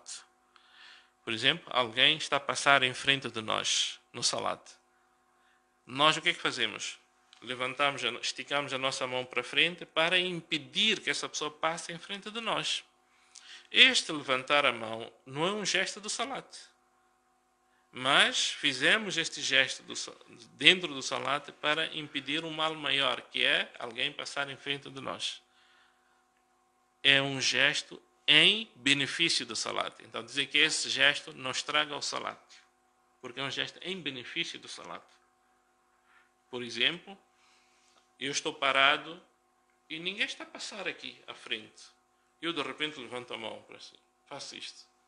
Quebra o salat? Sim, quebra. Por quê? Porque eu fiz um gesto, um movimento dentro do salat que não é do salat. Segundo exemplo, eu estou num saf e no saf da frente alguém partiu o wudu, qualquer motivo, saiu. Há um espaço à frente. Então, para o benefício do salat, eu dou 2, 3 passos e vou ocupar aquele lugar à frente. Quebra o meu salat? Não quebra o meu salat. Mas eu fiz um movimento que não faz parte do salat. Andei no salat. Não faz parte do salat. Agora, suponha que eu estou num sítio, estou a fazer um salat nafl, de repente ando 2, 3 passos para frente, depois 4, 5. As pessoas dizem, o salat desta pessoa não tem validade. Por quê? Porque ele está a andar no salat e não é permitido andar no salat. Ele não há nenhum benefício para o seu salat ele andar para frente e para trás. Em relação ao pegar o Sagrado Alcorão, a pessoa vai fazer... Agora, aqui a questão é, a pessoa vai pegar o Alcorão. Não é como o próprio ouvinte diz, eu vou pegar o Alcorão. É um movimento que não é do salat este, de pegar o Corão. Agora a pergunta que fica é, será que este movimento de pegar o Corão é em benefício daquele salat? Se ele considerar que sim, é em benefício do meu salat, porque eu não sei ler o Corão, então eu quero ler, por exemplo, no Surat al-Baqarah, no primeiro rakat, quero ler o Surat al-Nur, no outro rakat e tal, então é em benefício do meu salat, eu quero fazer um salat longo, prolongado, tudo isso, mas não tenho o Corão de cor, então, se é em benefício do salat, então pronto, tudo bem, está correto. Mas se for só por pegar, não é? Como às vezes acontece, e às vezes chamamos de atenção aos nossos irmãos, por exemplo, Salat al-Tarawih. Algumas pessoas pegam o Corão atrás. E você pergunta, mas por que você tem que pegar o Corão atrás? Se você no Salat al-Tarawih, você é chamado a escutar o Corão que está sendo lido. O imam tem que ler de uma forma clara, pausada, bela, para as pessoas escutarem. Não é? Então, qual é a razão de você ter que pegar o Corão na mão? Há alguma razão? Se ele disser que não, então pronto, é melhor não pegar o Corão. Não é? Agora, se ele disser que não, eu tenho que pegar o Corão porque não há mais ninguém aqui que seja hafiz do Corão para corrigir o imam, eventualmente, seja o tal maslaha ali salat, seja em benefício do próprio salat, então aí há uma justificativa forte. Então nós temos que perceber esta questão desta forma. Jazakumullah khair, Sheikh. Vamos a um curto intervalo, mas eu queria aqui, talvez, o Sheikh, se querendo responder esta questão, não querendo, há outra forma de respondermos a esta questão. O ouvinte diz assim, é legal celebrar Dia dos Namorados? Quem foi São Valentim? Bem, não é legal celebrar Dia dos Namorados. Para já, no Islã, estamos proibidos do namoro nos termos convencionados hoje, não é? Em que um rapaz, um homem, conhece uma rapariga e trocam, portanto, entre eles paixões, não é? E amor, sem terem, portanto, procedido ao nikah. Então, não é legal, por um lado. Segundo, o namoro no Islã é dentro do casamento. Portanto, o marido e a mulher namoram, devem namorar, porque o problema está aqui. O grande conceito, quer dizer, hoje em dia acabaram-se alterando, mudando os valores e os princípios. Acha-se que o namoro só pode ser antes do casamento. Não é? Depois do casamento já não há mais namoro, acabou. E não pode ser. Quer dizer, a pessoa começa a namorar depois de casar. E é assim que tem que ser. Aquela paixão toda, aquele fervor todo, aquela aproximação, a troca de carinho, tem que acontecer dentro do casamento. E quanto mais a gente fizer, melhor é dentro do casamento. Então, e não podemos comemorar este dia 14 de fevereiro, principalmente nós os muçulmanos, e aproveito a partir de agora, uma vez que o Sheikh dá esta oportunidade, para exortar a todos, para não ligarmos a esta data, não participar nem de forma direta nem indireta, porque não tem absolutamente nada a ver com o Islã. Isto é aquilo que o Sheikh Aminuddin diz. Era isso que eu queria pôr aqui, se ouvinte acompanha atentamente o nosso indicativo. Já responde esta questão. São Valentim, logo a partida, será um santo da igreja, não é? Então, os santos na igreja, os padres, não casam sequer, não é? Então, ele, quer dizer, isto aqui é atribuído a ele.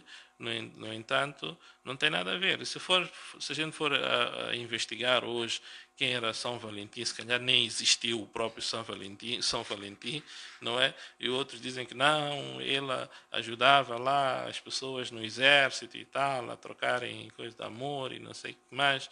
Bom, se existe uma história se esta história for verídica, é dentro da religião cristã, não é dentro da religião islâmica. Portanto, nós não temos nada a ver com isso.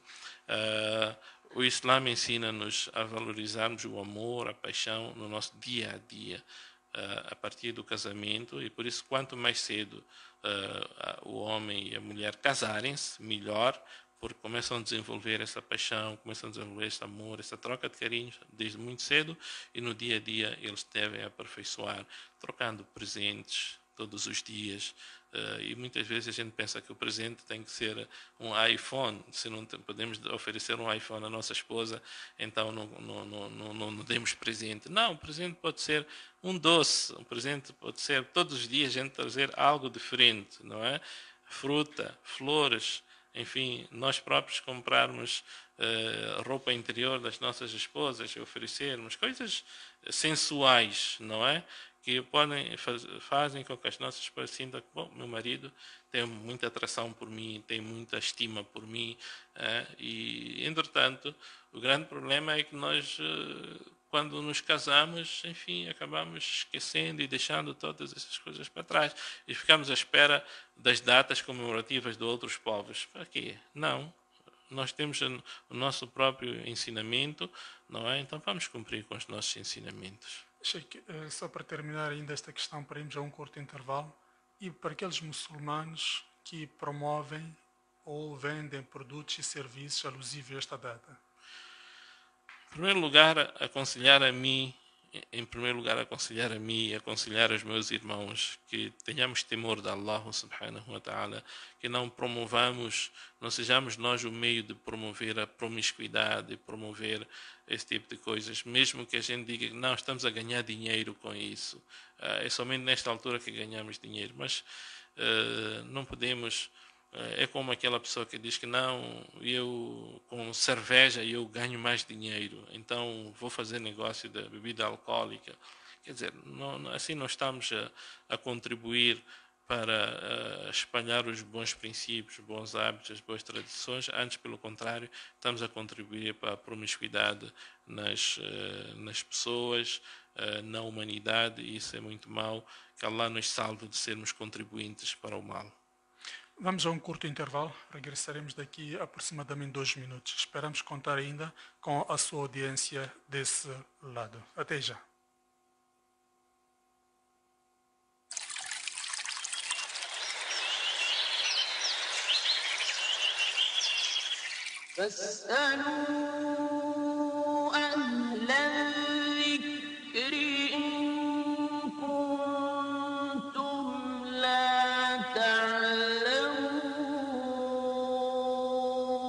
Perguntai-o, pois, aos adeptos da mensagem, se o ignorais.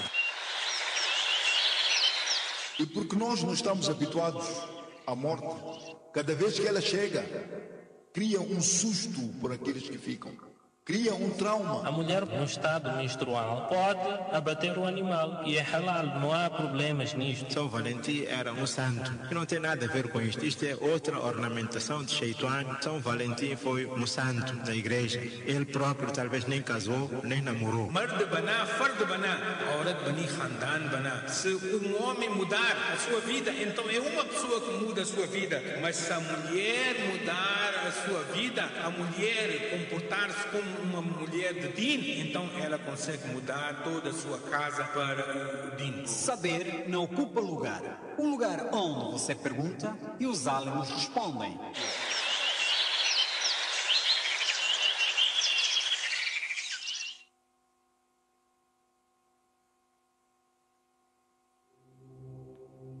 A sua voz, a nossa voz, a toda hora, em todo lugar. A voz do Islã. 96.3 MHz em FM estéreo. A sua voz, a nossa voz, a toda hora, em todo lugar. A voz do Islã. 96.3 MHz em FM estéreo.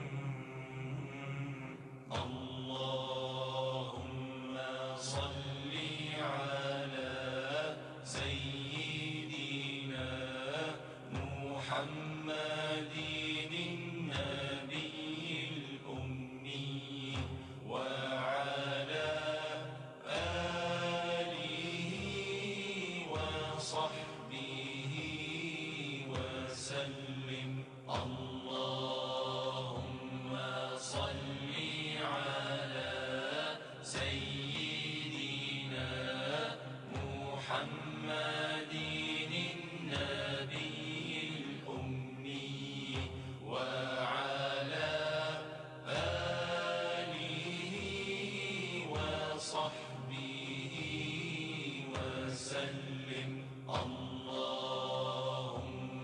صل على سيدنا محمد النبي الأمي وعلى آله وصحبه وسلم.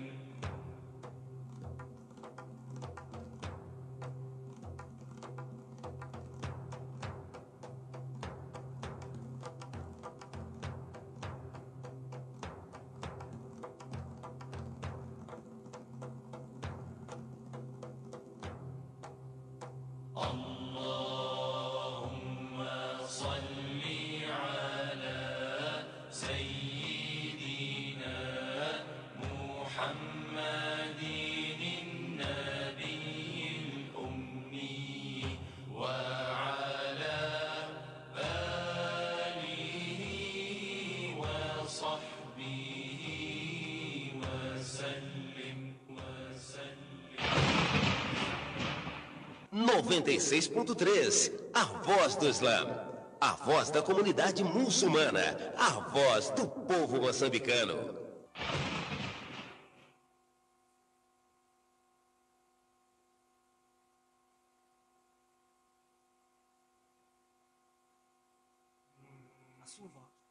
Estimados ouvintes, mais uma vez, assalamu alaikum wa rahmatullahi wa barakatuh. Este é o Espaço Saber no Ocupa Lugar e o ouvinte pode colocar a sua questão, as suas dúvidas e que o nosso convidado, neste caso o Sheikh Abdul Karim Sal, irá responder a essas mesmas questões e dúvidas.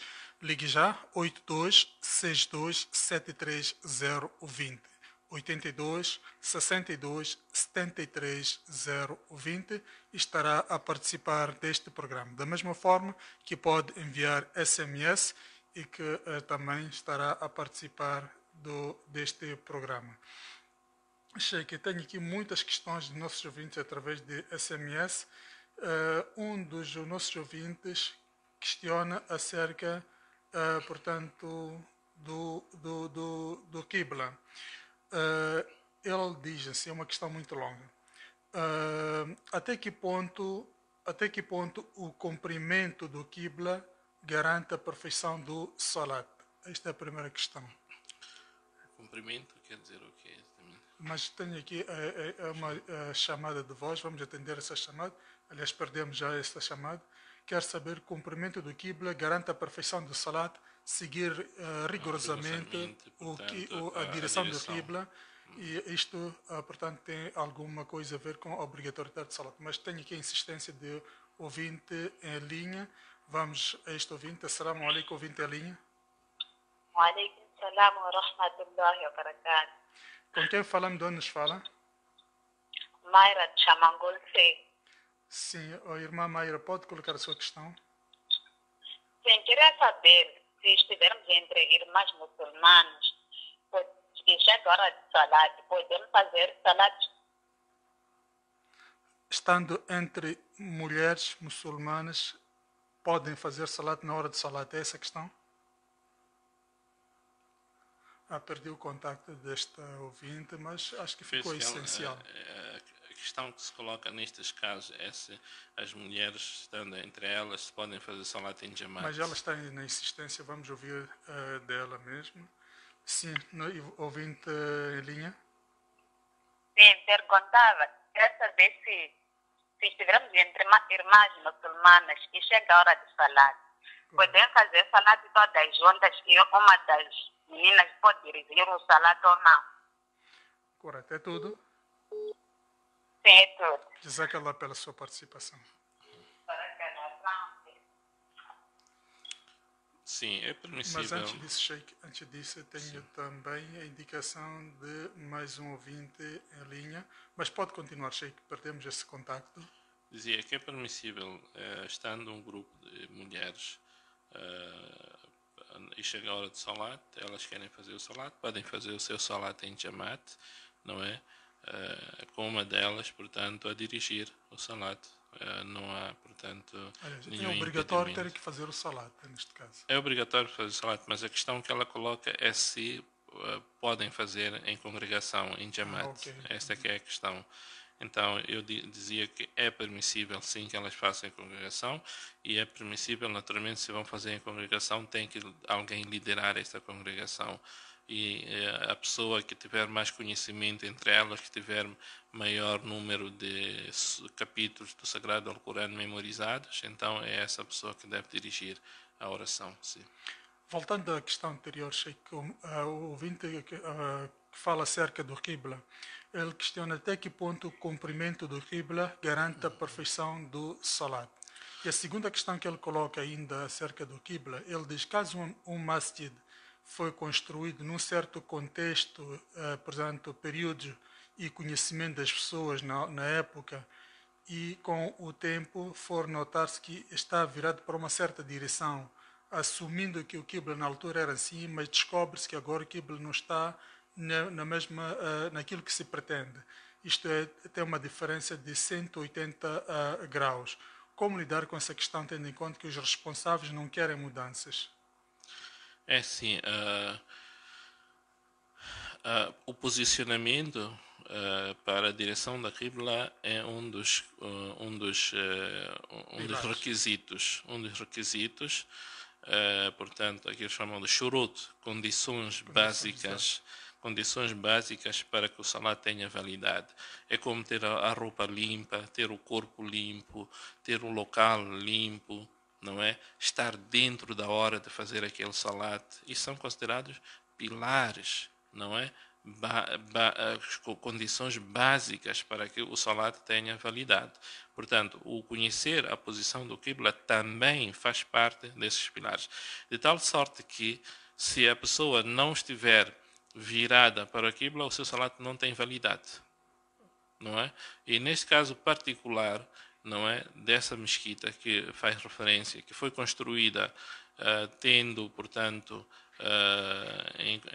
tendo em consideração que a Qibla era numa direção, infelizmente, nota-se hoje que, afinal de contas, não é nessa direção. Então, há aqui, portanto, uma saída, e a saída é, mesmo dentro da mesquita, fazerem-se os safes, tanto contrários. Vai-se perder um pouco aquela estética, não é, da mesquita, mas não tem outra saída. Tem que se fazer, portanto, os safos em função da posição da Qibla. Não é? Como vemos algumas mesquitas, não é, que se fazem alguns arranjos, não é? Por exemplo, temos aqui a mesquita Abu Bakr Siddiq, né, na Matola, que está construída de uma forma torta, e para acertar isso, lá dentro da mesquita foi posto o quê? Aquelas fitas adesivas, não é? Para mostrar a direção correta da Qibla. E assim existem muitos locais também, pelo mundo fora isso acontece, não seria um caso isolado aqui em Moçambique. Portanto, o que é importante é que as pessoas devem, portanto, considerar que a Qibla, portanto, é um dos pilares para a aceitação do salat. Se a pessoa não conseguisse virar para a Qibla, se a pessoa não posicionar-se para a Qibla, então o seu salat não tem validade. Mas a questão que o ouvinte coloca, ele diz que os responsáveis do masjid não aceitam esta mudança, tendo em conta que está 180 graus. Mas os responsáveis do masjid, se não percebem isto, nunca deviam ser responsáveis do masjid, porque isso aí quer dizer, é um preceito tão básico, não é, da religião, não é? É um preceito tão básico da religião que não tem como nós negarmos, seja quem for, não pode negar isso, não é? Portanto, se dissermos que são responsáveis da mesquita, eu diria que não, esses são os irresponsáveis da mesquita, não é? E que nunca deviam estar lá como responsáveis. E não se tolera um desvio de 180 graus? Claro que não. 180 graus é demasiadamente, enfim, enorme para se tolerar. Não se pode. 180 graus é demais. Graus que se pode tolerar, 2 graus? Dependendo. Hoje em dia até, é assim, nós fazemos esses cálculos com estas máquinas, esses celulares, nos dão com maior precisão, não é? Até mesmo a visualização da própria Kaaba, com maior precisão, não é? Através do Google Earth, através dessas tecnologias, nós hoje conseguimos apanhar com maior precisão possível. Mas, caso não, então a tolerância é nós virarmos pelo menos para a cidade de Meca, para nós cá, pelo menos apanharmos aquilo que é a cidade de Meca. É essa tolerância mínima que se pode dar, não é? Mas hoje já não podemos alegar que temos que ir para as tolerâncias quando nós temos dispositivos mais do que suficientes para que nos dão com toda a exatidão esta posição. Jazakumullah khair. O nosso ouvinte Imtiaz Daoud pergunta ao Sheikh acerca de colocar plantas e flores nas campas dos falecidos. Se há alguma permissibilidade para isto? Não existe na sunna do profeta Muhammad sallallahu alaihi wasallam este ensinamento de se colocar plantas e flores, portanto, nas sepulturas, nem depois do ato do enterro e nem, portanto, em outros momentos. Portanto, é uma das práticas que existem, mas que não fazem parte do sunnah do nosso querido profeta Muhammad sallallahu alaihi wasallam. Por isso, nossos ulamás não permitem isso. Não. Jazakumullah khair. Aqui o ouvinte diz: qual é a posição que o muçulmano deve tomar ao se deparar com situações de bid'ah, de inovação, do shirk, entre outros tipos de pecados graves, que alguns muçulmanos, e acrescenta aqui que alguns muçulmanos ou líderes estejam a praticar? Bom, o posicionamento é claro. A pessoa, se tiver, portanto, argumentos, não é? E puder se aproximar de quem está a praticar esse acto, seja ele shirk, seja ele bid'ah, e disser: olha, sheikh, seja um sheikh, seja uma pessoa comum, um muçulmano comum, dizer que, olha, isto aqui não faz parte do Sharia, não faz parte do din, não é? Mas como? Ele logo depois diz: não, veja lá, o hadith proíbe isto, o Corão proíbe aquilo, e tu estás a praticar isso. Portanto, de boas formas, é aquilo que Allah nos ensina no Alcorão: Ud'u ila sabili rabbika bil hikma wal maw'izati al hasana. De boas formas, não é? Com hikma e maw'iza hasana, e com uma linguagem também hasana, uma linguagem boa, né? Uma linguagem que não é ofensiva, uma linguagem que não é coisa. Se a pessoa não consegue fazer isso, então também tem outra opção, que é retirar-se daquele local, não é? Se a pessoa não tem esta coragem ou não tem um conhecimento adequado, porque se ele for lá vão lhe pedir provas e ele não é capaz de dar essas provas, então ele retira-se daquele local, não é? Onde está-se a praticar essas maldades ou esses tipos de coisas que... Então, esse é que deve ser o posicionamento do muçulmano, não é? Quando encontra situações desta natureza. Agora, normalmente, de uma forma assim generalizada, nós encontramos algumas pessoas que tentam proibir este mal, mas com um mal maior. Proibir um mal com um mal maior significa o quê? O que é que eu quero dizer com isso? Quer dizer que usam palavras ofensivas, não é? Que estes são bidatis, são aquilo, vão lá e ofendem as pessoas, não é? Se tu queres o bem para aquela pessoa, tens que falar de boas maneiras, não é? Tens de tentar trazer a pessoa para a razão e não usar palavras ofensivas, não usar palavras, portanto, que ponham em causa o relacionamento com aquilo. Então, mantenha seu raciocínio. Tenho aqui a indicação de ouvinte, mas voltamos a perder este ouvinte. Sim, então eu dizia que este capítulo é extremamente importante, não é? Nós nos abstermos de estar nesses locais, não é? E se nós não podemos, portanto, proibir, né? Mas o melhor, sem dúvida, é, estando naquele local, aproximar-se de quem está a praticar esse mal e dizer à pessoa abertamente: meu irmão, esta prática não é uma prática recomendada por Allah nem pelo seu profeta Muhammad sallallahu alaihi wasallam. Esta prática faz parte do quê? Dos bid'ah, ou faz parte do shirk. Então aconselho-te porque o profeta ou porque Allah no Alcorão diz isto, diz aquilo, assim por diante. Essa que é a melhor. Jazakumullah khair. Achei que o tempo já não nos permite mais. Tenho aqui uma série de questões, talvez esta seja a última, dos ouvintes. Diz assim: tenho problema de concentração no salat. Sempre que faço o salat não consigo me concentrar. Faço todos os possíveis para concentrar-me, mas algo no meu íntimo começa a sussurrar. O que posso fazer? O problema de concentração no salat é um problema geral. Não é um problema individual. Não é deste nosso ouvinte, não é de este ou daquele. É de todos nós. Todos nós, todos os dias, tem que fazer um esforço, não é? E uma das coisas que nos é aconselhada para nós ganharmos mais concentração durante as nossas orações, os nossos salatos, é quando nós estamos a recitar o Sagrado Alcorão. Recitar, quando se chama Alhamdulillahi Rabbil Alamin, estarmos a recitar com tentar perceber o que é que nós estamos a dizer. Quando se chama Ar-Rahman Ar-Rahim, tentar perceber o que é que nós estamos a dizer nesse Ar-Rahman Ar-Rahim, não é? Ou, por outra, quando entramos para o nosso salat, não é? Imaginarmos o Akhira, imaginarmos quando, no dia que nós estamos no nosso qabr, no dia que estamos perante Allah subhanahu wa ta'ala, quando Allah estiver-nos a julgar, imaginarmos o Jannat, o Jahannam, imaginarmos as coisas, não é? Que Allah fala para nós no Corão, das coisas do oculto, das coisas da nossa vida futura.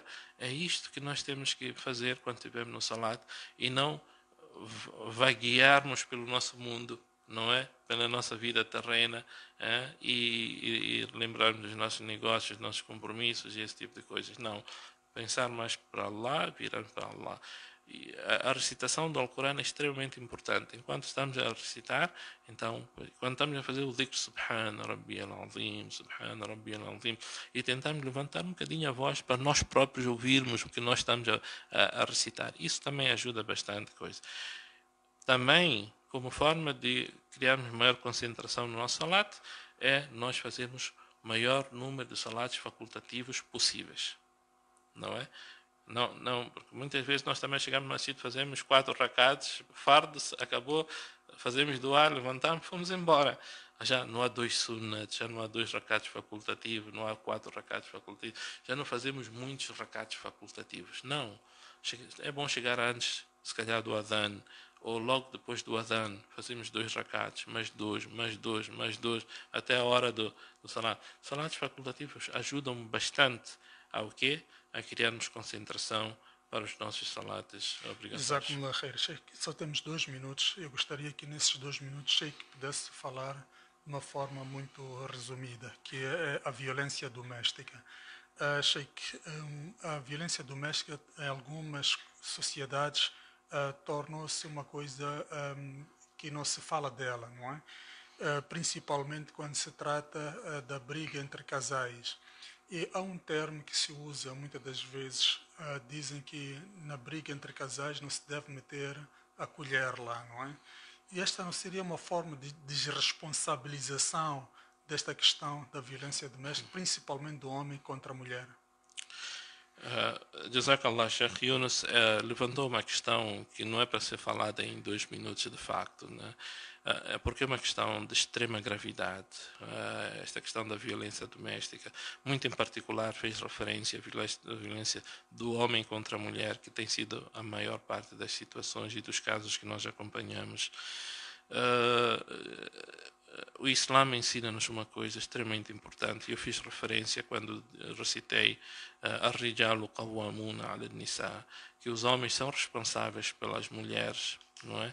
Ou têm maior preponderância sobre as mulheres, porque são eles que devem garantir sustento para as mulheres, devem garantir vestuário para as mulheres, devem garantir teto para as mulheres, devem garantir segurança para as mulheres.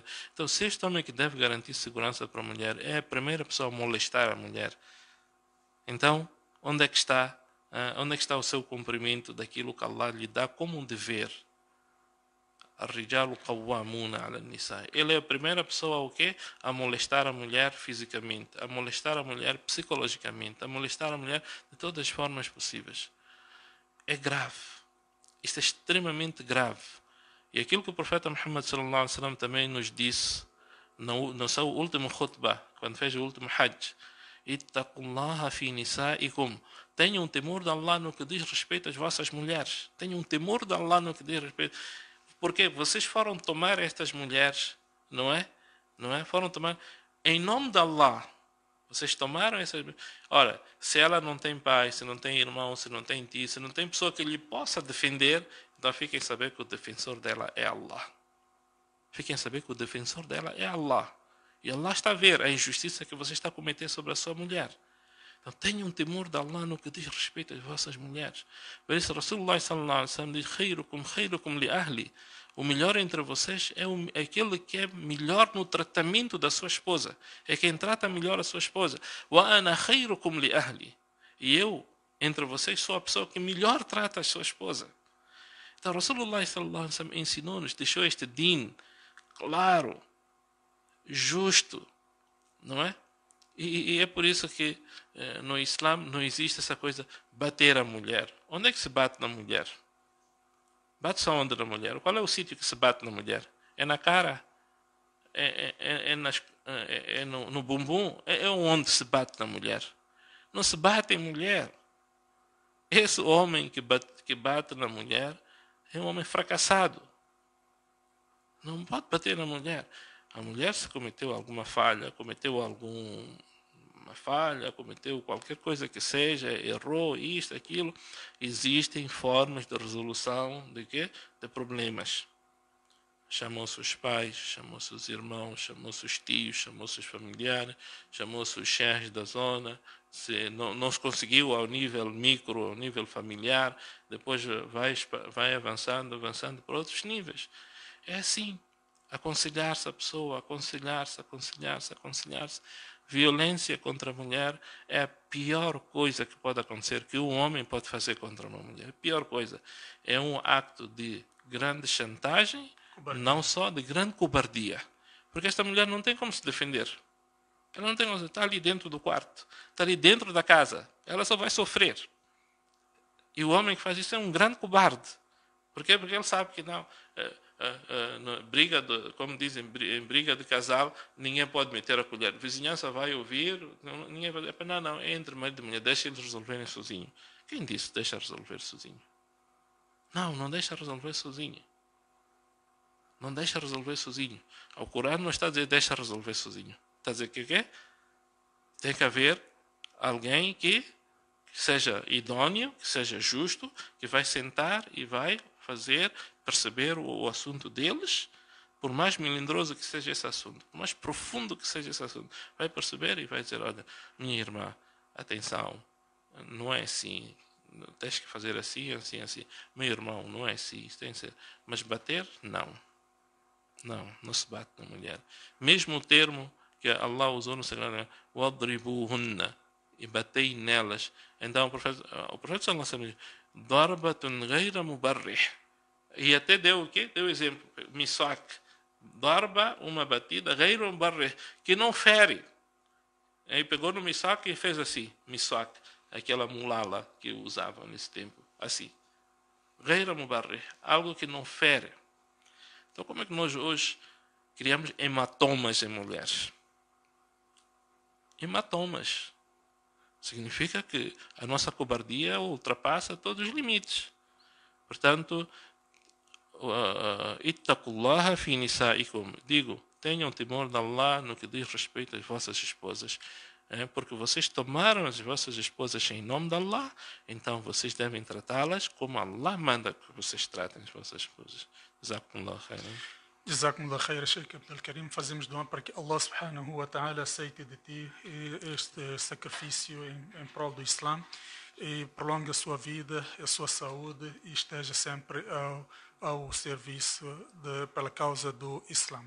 E também queria estender o meu agradecimento, os nossos agradecimentos, melhor dizendo, ao nosso irmão Naim Gulam, por de forma incansável estar a apoiar este programa.